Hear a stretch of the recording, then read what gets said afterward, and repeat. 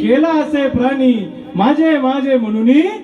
हो आपण कसं आलोय जैसे जीर्ण वस्त्र सांडीजे मग नूतन वेडीजे तैसा देहांतरे नाही का स्वीकारे चैतन्यनाथ. या देहातून दुसऱ्या देहामध्ये प्रवेश करायचा याला जन्म मृत्यू म्हणतात. मग कुणी कुत्र्याच्या जन्माला असेल पण त्याची पुण्याही फळाला आली म्हणून त्याला मनुष्य देह मिळाला.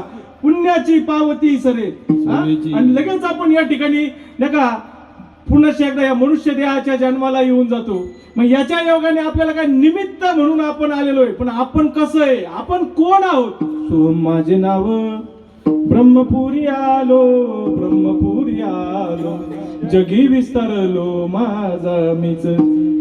निर्गुण येणे निराकारी जाणे निराकारी जाणे सदा माझे राणे निरंजन.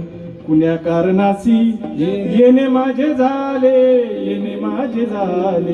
मायेने दाविले ब्रह्मरूप. म्हणे ज्ञान देव ऐक चांग देवा प्रश्न हा सोडावा नवलाई.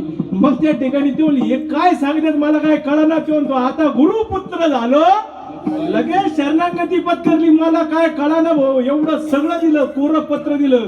म्हणून चांगदेव महाराजांनी सुद्धा जीवनामध्ये आल्यानंतर गुरु केले. मग आपण नको करायला. इथं तर म्हणतात आधी गुरुसी वंदावे मग साधन साधावे. गुरु म्हणजे माय बाप दर्शने हरतीला. अरे गुरु तर माय बाप आहेच पण आपल्या जीवनामध्ये माय बाप आहे केवळ काशी तेने न जाणे तीर्थाशी. पुंडलिके काय केले हो परब्रह्म उभे केले. मग पुंडलिकाने कोणाची सेवा केली. आपण करतो आई वडिलांची सेवा केली. अरे कारे पुंड्या मातलाशी उभे केले विठ्ठलाशी. आईसा कायसा तू रे धिट मागे भिरकावली विट. आणि म्हणून त्या पुंडलिकासाठी पांडुरंग परमात्मा पंढरपुरात उभा राहिला. उभा कसा राहिला विटेवरे उभा कसा राहिला विटेवरे उभा कसा राहिला विटेवरे उभा कसा राहिला. पंढरीचा विठ्ठला कोणी पाहिला पंढरीचा विठ्ठला कोणी पाहिला.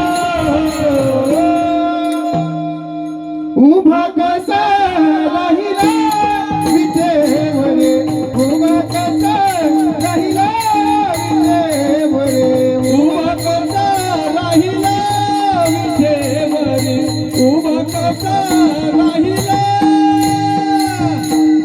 ज्यांच्या कृपा आशीर्वादाने बोलू त्यांचं एकदा भजन करू. विठोबा रखुमाये विठोबा रखुमाये विठोबा रखुमाये